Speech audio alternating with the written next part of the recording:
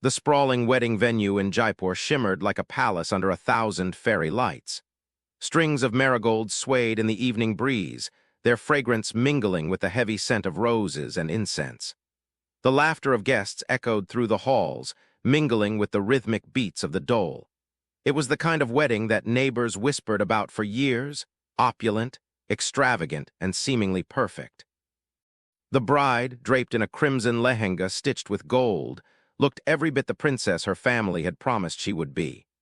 Kohl-lined eyes glanced nervously at the guests, though no one could tell her radiant smile was only a mask.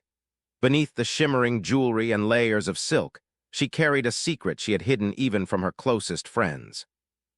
The groom, tall and regal in his cream sherwani, wore an expression of quiet pride. His family, well-respected and wealthy, had chosen this match with meticulous care.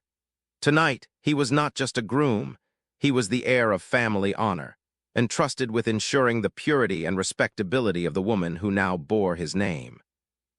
As the final rituals concluded and the blessings of elders filled the air, whispers spread among the relatives. Everyone knew what the next stage of the night meant. In certain circles, the wedding night was not just about intimacy, it was about proof. Proof of purity, proof that the bride was untouched, proof that the family's honor remained intact. For the groom's relatives, the morning would bring hushed glances at the bedsheet, subtle nods of approval if blood appeared, or scandalous suspicion if it did not. It was a silent test that no one spoke of openly, yet everyone anticipated. The bride knew this better than anyone. Her palms trembled beneath her bangles as she smiled for photographs, every flash of the camera reminding her of the storm she was walking into. Tonight would decide whether she was welcomed as a dutiful wife or condemned as a fraud. And as the wedding drums faded into the night, the stage was set. A celebration of love was about to unravel into a nightmare of betrayal, rage, and tragedy. Before the heavy veil of crimson and gold transformed her into a bride, she had been just Ananya, a young woman from a modest middle-class family in Lucknow. Born into a household where tradition ruled every corner, her life was a delicate balancing act between modern aspirations and cultural expectations. Her father was a retired government officer, stern but respected, and her mother, a homemaker whose greatest ambition was to see her daughter married into a wealthy family. In their world, a girl's value was measured not by her achievements, but by her purity, her obedience, and her ability to secure a good match. Ananya, however, was not the docile daughter her parents imagined. At university, she excelled in academics, read novels in secret, and even dared to dream of a life beyond arranged marriage. It was there in the quiet corners of the library that she fell in love for the first time. His name was Rohit, a classmate, charming and carefree, who showered her with the kind of attention she had never known. Their relationship blossomed in secrecy. Walks along the campus gardens, late-night phone calls, stolen moments that blurred the line between innocence and desire. For Ananya, it felt like love in its purest form. But what began as whispered promises soon crossed boundaries her upbringing had forbidden, and with one mistake, everything changed. When Rohit moved abroad after graduation, his promises faded into silence. Ananya was left not only with a broken heart, but also a secret that gnawed at her. In her world, a girl who had lost her virginity was not just flawed, she was unmarriageable. The fear of discovery shadowed her every step. Her parents, unaware of her past, began searching for suitable grooms. Ananya's dread deepened when she overheard relatives discussing the importance of a bride's chastity. That was when she first heard of doctors who offered solutions, clinics that promised to restore what society had taken as the ultimate proof of honor. Hidden away in crowded marketplaces, these clinics thrived on fear. Ananya visited one under the guise of a routine checkup. The doctor, accustomed to such cases, explained procedures with clinical coldness. Hymen repair surgery, fake virginity certificates, even chemical capsules designed to mimic the traditional proof of blood on the wedding night. Desperate, Ananya agreed. The operation was quick, the pain tolerable, but the guilt unbearable. Each time she looked in the mirror, she saw not a girl reborn, but a lie carefully stitched into her body. Months later, when her marriage proposal to Rajiv, the wealthy groom from Jaipur, was finalized, her parents celebrated as though they had won a lottery. For them, this was redemption, a chance to elevate the family name. For Ananya, it was a countdown to Judgment Day. She smiled through engagement ceremonies, endured endless shopping trips, and posed for photographs, all the while carrying her secret like a ticking bomb. She wanted to tell him, to confess that her past was not spotless, but every time she looked at his proud, expectant eyes, fear silenced her. Rajiv was the kind of man who valued tradition above all else. He had once told her in a casual conversation during their brief courtship that a woman's purity was the foundation of marriage. His words cut her like a knife, but she forced a smile. She knew then that her truth would never be forgiven. On her wedding day, as she sat beneath the mandap with the sacred fire crackling between them, Ananya felt both like a bride and a prisoner. She had crossed the threshold into a new life, but the walls were already closing in.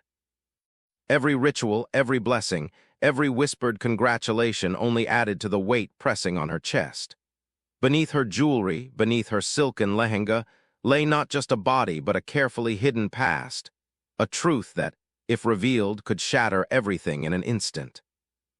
And in just a few hours, when the doors closed and the world expected proof of her purity, Ananya would face the one test she could never truly pass. Rajiv Singh had been raised in the lap of luxury. The eldest son of a Jaipur business family, he had known from childhood that he was not just an individual, but a carrier of legacy. His family owned textile mills and jewelry showrooms across Rajasthan, and with wealth came power and expectations. From the outside, Rajiv's life seemed enviable. He studied at a reputed university in Delhi, traveled abroad for short courses, and spoke fluent English. He was modern in appearance, yet beneath the polished surface lay deeply ingrained traditional beliefs. His parents, particularly his father, had drilled into him the importance of family honor. And in their world, honor was inseparable from the purity of women. Rajiv's mother often repeated an old saying, "A man's strength is measured by his success, but a woman's worth is measured by her chastity." Rajiv absorbed these words without question. He admired strong men and obedient women. To him, a perfect wife was someone beautiful, respectful, and above all, untouched. As he grew older, he watched friends experiment with relationships, some even flaunting affairs. Rajiv never indulged, not because of a lack of opportunity, but because he believed men could do as they pleased, while women could not. He saw his self-control as proof of discipline and expected the same or more from his future wife. When marriage talks began, Rajiv was clear about his demands. He wanted a bride from a good family, one without scandals or rumors, someone who embodied tradition.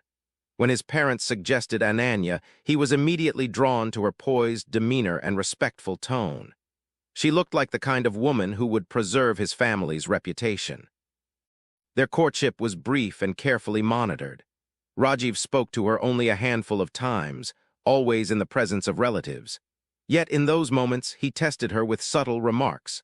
Once, during a casual conversation, he mentioned how he couldn't understand modern girls who were careless with their bodies. Ananya had smiled politely, but he noticed the flicker of discomfort in her eyes. To him, that flicker was nervous shyness, a sign of innocence. In reality, it was fear. Rajiv carried with him an unspoken obsession, the wedding night. He believed it was not just a private union, but a ritual of proof. He had heard stories from cousins and friends about brides who had failed the test. In his circles, such women were ridiculed, sometimes even abandoned. Rajiv promised himself that he would never be shamed in such a way. As the wedding day approached, Rajiv was filled with pride. He saw the lavish arrangements, the admiration of guests, and the approving nods of relatives as confirmation that his life was unfolding perfectly. He would soon have a wife who looked like royalty, a family that bowed to tradition, and a reputation untarnished by scandal. Yet beneath the pride lurked insecurity. Rajiv was known to have a quick temper. Even small mistakes, a servant forgetting to polish his shoes, a driver arriving late, ignited bursts of anger. His friends often joked about his short fuse, but Rajiv didn't see it as a flaw. To him, it was passion, the mark of a man who refused to tolerate disrespect. On the wedding day, dressed in his cream sherwani embroidered with gold, Rajiv looked every inch the prince his family expected him to be. Guests admired his stature, women whispered about his good looks, and his parents beamed with satisfaction. But in his mind, only one thought remained. Tonight, the truth will come out. For Rajiv, the marriage was not complete until the bride proved herself. It wasn't love he sought, but validation. He believed purity was his right, and betrayal, even imagined betrayal, was unforgivable. What he did not know was that Ananya's carefully constructed secret would collide with his unforgiving expectations. And when truth and tradition clashed in the silence of the bridal chamber, the consequences would be written not in whispers, but in blood. The Singh family spared no expense in turning the marriage into a spectacle. The venue was a heritage palace on the outskirts of Jaipur, its sandstone walls lit up with golden floodlights that made the night shimmer like a dream. Guests arrived in designer saris and tailored sherwanis, their jewels glittering under chandeliers. Rows of delicacies lined the buffet tables, and music drifted across the courtyard where folk dancers entertained the crowd. For Rajiv, it was the perfect stage, not just to celebrate his union, but to showcase his family's status. He stood tall among relatives and business associates, greeting each one with folded hands, while whispers of admiration circled around him. To the world, he was the ideal groom, handsome, educated, wealthy, and ready to carry forward his family's name. Ananya, meanwhile, sat on a decorated platform, surrounded by bridesmaids fussing over her dupatta and jewelry. Her lehenga weighed heavy on her, both in fabric and in meaning. The crimson silk, studded with crystals, symbolized purity and prosperity, but to Ananya it felt like chains binding her to an image she could never truly live up to. Every time someone praised her beauty or her innocence, she felt a sting of guilt pierce through her. The rituals unfolded with precision. The priest chanted mantras as relatives circled the couple, showering petals over them. The sacred fire burned between them, each spark leaping upward as though it sensed the storm hidden beneath the surface. Ananya repeated the vows with a soft voice, her words trembling, while Rajiv recited them with confidence, his tone almost possessive. As the Mangal Sutra was tied around her neck and vermilion touched her forehead, applause broke out among the guests. Cameras flashed, relatives cheered, and musicians played louder. On the outside, it was a picture of bliss, but behind her lowered lashes, Ananya's heart raced. Every ritual brought her closer to the night she dreaded, the night she knew could unravel everything. Among the older relatives, subtle conversations flowed about the upcoming Suhag Rat, the consummation night. Aunts giggled about tests of purity, while uncles exchanged knowing glances. It was an unspoken tradition, one not written in any holy book, but ingrained in the social fabric of families like these. The next morning, everyone would search for signs. A stained bedsheet, a blushing bride, proof that the marriage had been sealed not only by fire and vows, but by blood. Ananya overheard fragments of these whispers as she moved between rituals, her smile fixed in place. Each word felt like a dagger.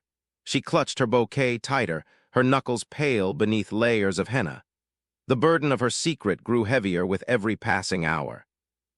By the time the rituals ended and the couple was escorted to their flower-decked bridal chamber, the palace was still alive with music and laughter. Guests lingered with drinks, children played in the courtyards, and families posed for photographs. But inside the secluded room, behind closed doors draped with roses, the weight of tradition pressed down like an invisible cage. For Rajiv, it was the moment of truth he had been waiting for. For Ananya, it was the beginning of a night that could either keep her secret safe or destroy her life completely. The bridal chamber looked like something from a dream. The bed was covered with rose petals, jasmine garlands draped over the canopy, and scented candles flickered along the walls, filling the air with a sweet, almost suffocating perfume. Outside, the muffled sounds of laughter and music from lingering guests floated faintly through the palace corridors. Inside, silence pressed heavily, broken only by the faint rustle of silk as Ananya adjusted her dupatta. Rajiv entered the room with measured steps, his sherwani slightly loosened, his expression calm but expectant. He glanced around at the elaborate decorations, then at Ananya, who sat on the edge of the bed, her face lowered under the veil. To anyone else, she looked like the perfect bride, shy, graceful, waiting. But beneath the fabric, her lips trembled and her heart raced violently. For a few moments, Rajiv played the role of the gentle husband. He lifted her veil slowly, studying her face in the soft candlelight. "You look beautiful," he said, his voice low but edged with something harder, something possessive. Ananya forced a smile, whispering her thanks, but her hands clutched at the fabric of her lehenga as though holding onto armor. They exchanged a few words, polite, shallow, rehearsed. Rajiv poured 2 glasses of milk, a tradition symbolizing purity and fertility, and handed one to her. Ananya sipped mechanically, her throat dry. Then came the shift. The smile faded from Rajiv's lips, replaced by a look of intent calculation. He leaned closer, his eyes scanning hers with piercing intensity. "Tonight is important," he said. "It's not just about us, it's about truth, about proof." The words sent a chill through Ananya. She lowered her gaze, trying to keep calm, but her silence only deepened his suspicion. He reached for her hand, firm and insistent, and pulled her closer. "You understand what I mean, don't you?" Rajiv continued, his voice tightening. "I've waited for this moment. My family has waited. Tomorrow everyone will know." Ananya swallowed hard. She tried to smile, tried to distract him with soft words, but the pressure in his tone made her pulse race. She had prayed the deception would pass unnoticed, that the capsules and procedures would spare her the humiliation. But now, in the dim glow of the bridal chamber, Rajiv's scrutiny was merciless. As intimacy began, Rajiv's expectation hung like a blade over her. Minutes passed. His anticipation turned to confusion, then to doubt. The absence of what he had considered proof was glaring. He stopped abruptly, staring at her with narrowed eyes. "Where is it?" His voice was sharp, cutting through the silence. Why isn't there anything?" Ananya froze, her body trembling. "Rajiv, please," she began, but he yanked his hand away. His face twisted with suspicion, his pride ignited into fury. "Don't lie to me," he snapped. "You said you were untouched, you promised. What have you hidden from me?" Tears welled in Ananya's eyes. She tried to explain, her voice breaking. She told him fragments of the truth, of her past love, of mistakes made in youth, of her fear of rejection. She begged him to understand that she had loved once, but that she had come into this marriage willing to devote herself entirely to him. But Rajiv's ears heard nothing except betrayal. To him, her confession was not honesty, it was humiliation. His pride, his honor, his family's name flashed before his eyes. The very foundation of his belief system had been shaken. "You deceived me," he hissed, his voice shaking with rage. "You dared to fool me, to shame me in front of everyone. Do you know what this means for me? For my family?" Ananya reached for him, pleading. "Rajiv, I didn't want to lie. I was afraid. Please forgive me." But forgiveness was no longer in his vocabulary. His breath came heavy, his fists clenched, his body trembling with rage. To him, her tears were not sorrow, but insult, proof that she had dared to taint what was supposed to be sacred. The tension escalated like fire feeding on dry wood. Ananya's sobs filled the room, Rajiv's fury mounting with each second. The bridal chamber, once filled with flowers and light, had become a prison of anger and fear. And in that suffocating silence, something inside Rajiv snapped. The bridal chamber, once a stage for romance, had turned into a cage of rage. Rajiv's breath came in sharp bursts, his chest heaving as though every exhale carried the weight of centuries of tradition. Ananya sat trembling on the edge of the bed, her tear-streaked face glowing faintly under the candlelight. She looked fragile, broken, and desperate, but to Rajiv she looked guilty. "You made me a fool," he spat, pacing the room like a predator. "My family trusted me to uphold honor, and you brought me shame." "Rajiv, please," Ananya sobbed, her palms pressed together in supplication. I didn't want to deceive you. I was young, I made mistakes, but I chose you. I wanted to start over. Her words were soft, pleading, but they only fanned the flames. Rajiv's pride was a fragile thing, and in his mind, her confession had shattered it irreparably. He saw not a woman begging for understanding, but a liar who had stripped him of dignity. The silence between them thickened, punctuated only by her sobs. His gaze fell upon the ornate dagger mounted on the wall, a ceremonial blade gifted as part of the wedding decor. He gripped it with trembling hands, the polished steel catching the candlelight in a cruel shimmer. Ananya's eyes widened in horror. She scrambled back across the bed, her voice breaking. Rajiv, no, please don't do this, we can fix it. But Rajiv was beyond reason. His mind was consumed with visions of ridicule, relatives whispering, friends mocking, his family questioning his manhood. Rage eclipsed logic. To him, there was only one way to erase the stain, silence her forever. He lunged. The blade sliced through the air as Ananya screamed, her bangles shattering as she raised her arms to protect herself. The sound of tearing silk and splintering glass filled the chamber. She struggled, clawing at his chest, begging for her life. Rajiv, stop, please, I love you. But love was drowned beneath the roar of his fury. Blow after blow, the dagger struck, until her movements weakened, her voice fading into choked sobs. Her body collapsed onto the bed of roses, petals darkening as blood seeped into the fabric. Rajiv stood over her, chest heaving, eyes glazed. The dagger slipped from his hand, clattering against the marble floor. The room was silent now, except for the faint hiss of a candle burning low. Ananya lay motionless, her bridal jewelry twisted and broken, her lehenga soaked in crimson. Her last tear had dried on her cheek, her lips parted as if caught mid-plea. The dreamlike chamber, decorated with flowers and silk for love's union, had become her tomb. Rajiv staggered back, his hands stained red. The reality of what he had done began to dawn, but pride still wrestled with guilt. He whispered to himself, as if justifying the horror, I had no choice. She betrayed me. She betrayed us all. Outside, the palace remained alive with laughter and music. Guests danced, children played, elders toasted the night, completely unaware of the tragedy unfolding just beyond the closed doors.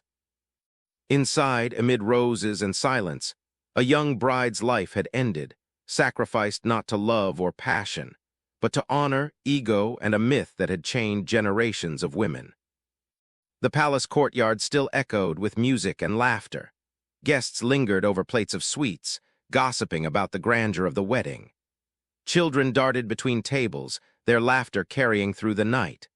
For the families, the night was far from over. Elders waited for the traditional mourning rituals that would formally welcome the bride into her new home.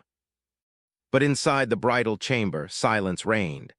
Hours had passed since the newlyweds had been escorted to their room, yet no sound emerged.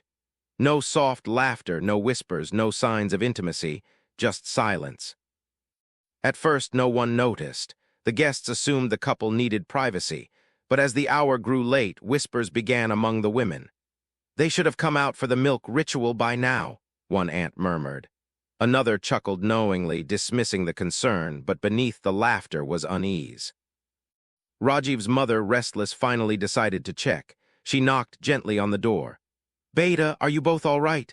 Her voice was warm, expectant. No answer. She knocked again, louder this time. Still silence. The unease spread quickly. Relatives gathered outside the door, knocking, calling Rajiv's name. Still nothing. Fear crept in, sharp and heavy. At last, Rajiv's father demanded the door be forced open. Two men pushed hard against the ornate wood until it gave way with a splintering crack. The sight that met them froze the air. Ananya lay sprawled on the bed, her crimson lehenga soaked in a deeper, darker red. Rose petals clung to her lifeless body, twisted ornaments scattered around her like broken promises. Her bangles were shattered, glass shards glittering under candlelight. The once beautiful bridal chamber had transformed into a crime scene. Rajiv sat on the floor nearby, his sherwani stained, his hands trembling and coated with blood. His face was pale, his eyes vacant, staring at nothing. The dagger lay discarded between them, its blade smeared with the truth no one wanted to see. Gasps and wails erupted from the doorway. Women screamed, their cries echoing down the palace halls. Some covered their eyes, others clutched their chests in disbelief. Rajiv's mother collapsed into sobs while his father stood frozen, his face drained of color. The room erupted in chaos. Some rushed to Ananya, shaking her, hoping against hope for a breath, a movement, but her body remained limp. Others turned on Rajiv, shouting, demanding answers. But Rajiv only muttered, "She betrayed me, she betrayed me," his voice hollow, disconnected from the world around him. News spread quickly through the palace. The joyous atmosphere shattered in an instant. Guests who had been dancing moments earlier now stood in stunned silence, their faces pale with shock. The music stopped. The scent of roses and incense, once celebratory, now mingled with the metallic tang of blood. A night meant to celebrate union had ended in devastation. The honor both families had sought to preserve was drowned in shame and scandal. And as the reality set in, one question lingered among the cries and whispers. How could a celebration of love have turned so brutally into a tale of death? The palace gates, once glowing with strings of fairy lights, now flashed with the red and blue of police sirens. Guests who had been sipping sherbets and gossiping under the stars were now huddled in anxious clusters, whispering in disbelief. Some slipped away quietly, not wanting to be connected to the scandal. Others stood rooted, as if unable to comprehend how a wedding celebration had turned into a crime scene. Inside the bridal chamber, uniformed officers moved with grim efficiency. Photographers clicked pictures of the blood-stained bed, the shattered bangles, the dagger lying on the marble floor. Every detail was catalogued.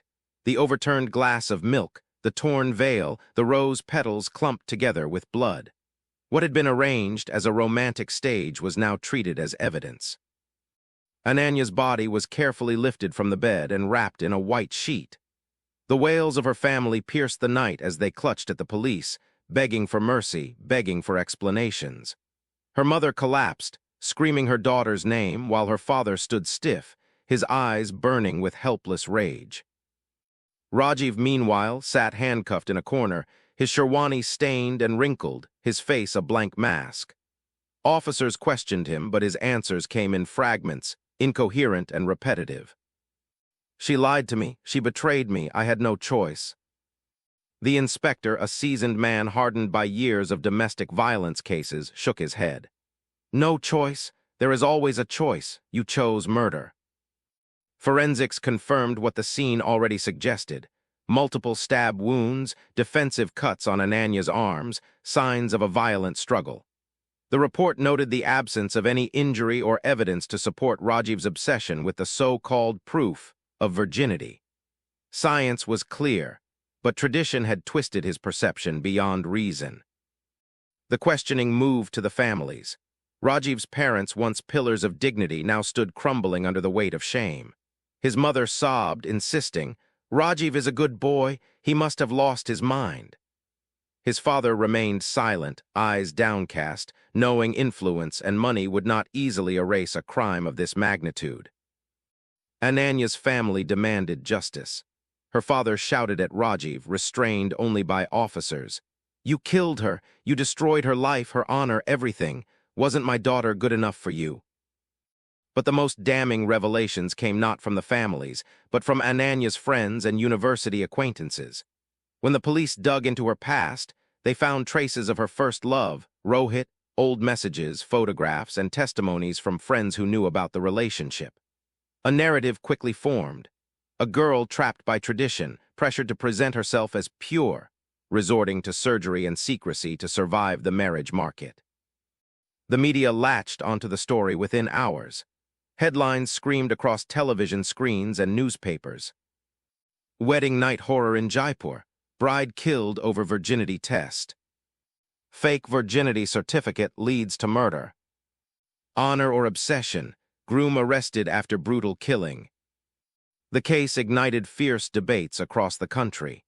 Feminists condemned the archaic obsession with virginity, while conservative voices argued the bride had deceived the groom. Talk shows dissected every angle, turning the private tragedy into public spectacle. In custody, Rajiv remained unrepentant.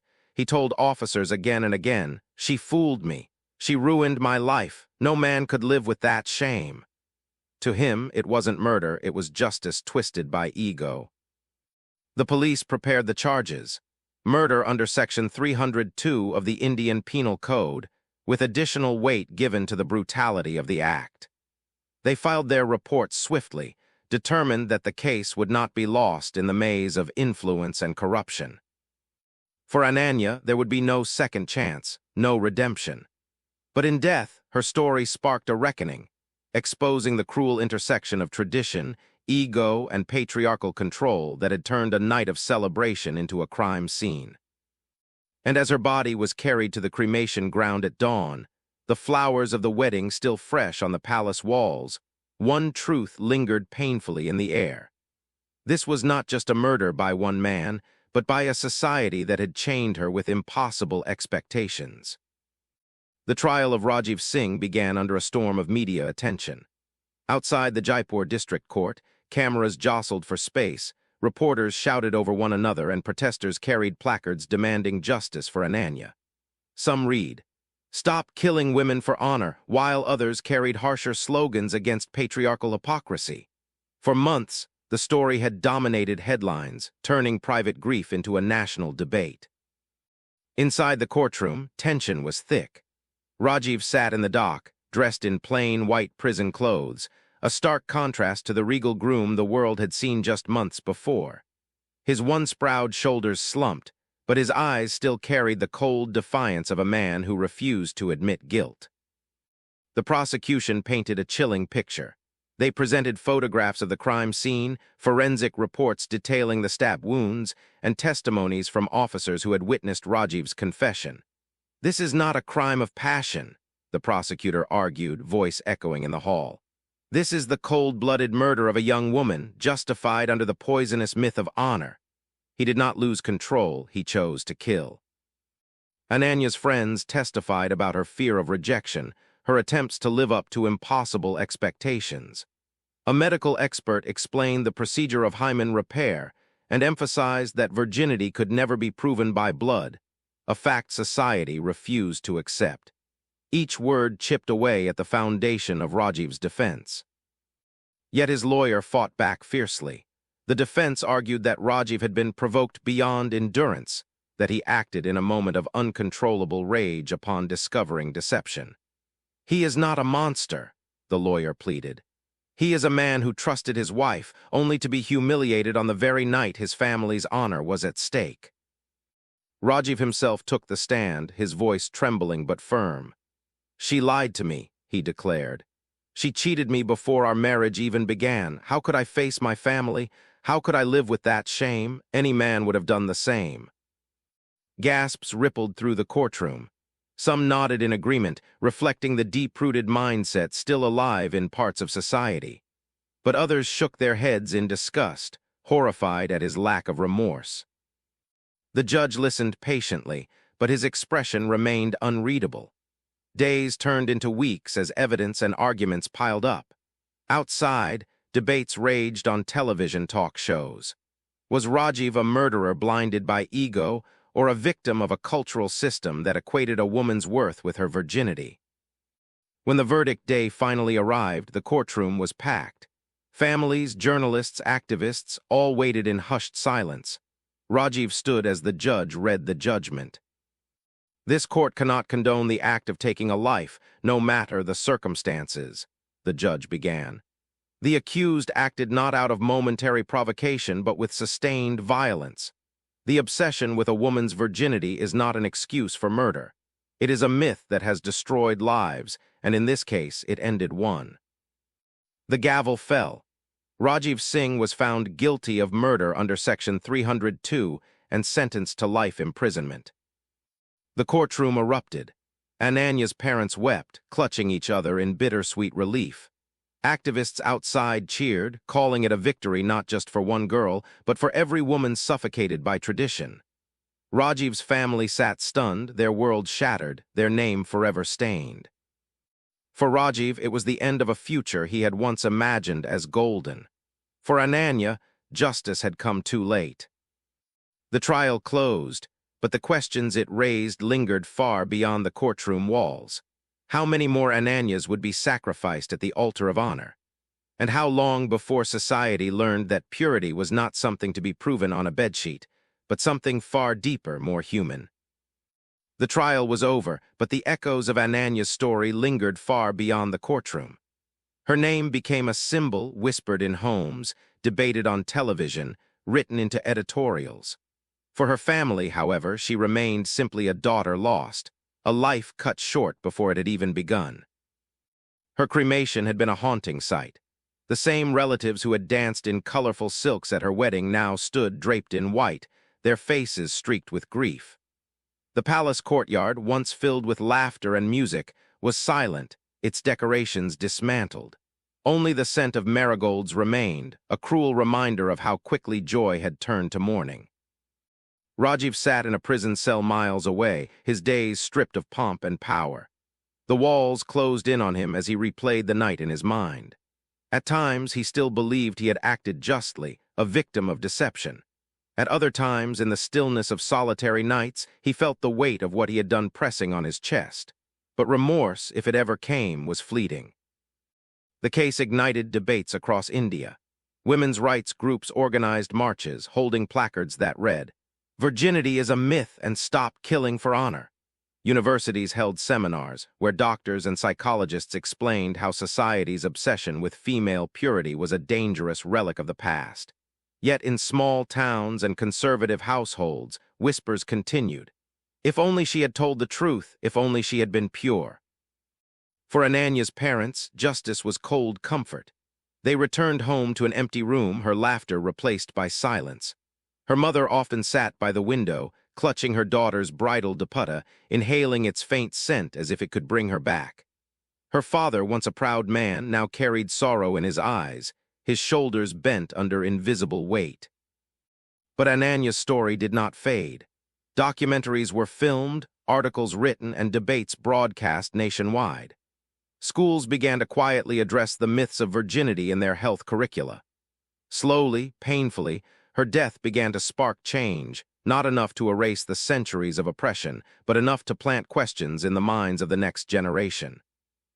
The palace where the wedding had been held remained untouched for months, its rooms locked, its halls empty. Locals said it was cursed, a place where music had turned to mourning overnight. Few dared to rent it for celebrations again. And yet, amid the tragedy, Ananya's voice lived on through those who remembered her dreams, her friends who spoke of her laughter, her writings discovered in diaries, her wish to live a life of love and freedom. She had longed to break free from the chains of tradition, but it was those very chains that strangled her. Her story was no longer just hers. It became a mirror held up to society, forcing people to confront uncomfortable truths. Why was a woman's worth measured by a concept as fragile and meaningless as virginity? Why was deceit punished with death, while control and violence were excused as honor? And why, even in the 21st century, did blood on a bedsheet hold more value than a woman's life? In the end, Ananya's tragedy was not just about a marriage gone wrong or a groom's rage. It was about a culture that demanded perfection from women, then punished them when they failed to meet impossible standards. The wedding had been planned as the beginning of a grand story. Instead, it became the ending of one life and the beginning of a larger fight against a toxic tradition. And as the world moved on, one truth remained unshakable. Ananya's death was not in vain. She had become a martyr of silence, a reminder that some battles are fought not with swords, but with the courage to question, and the hope that future brides would no longer bleed for honor.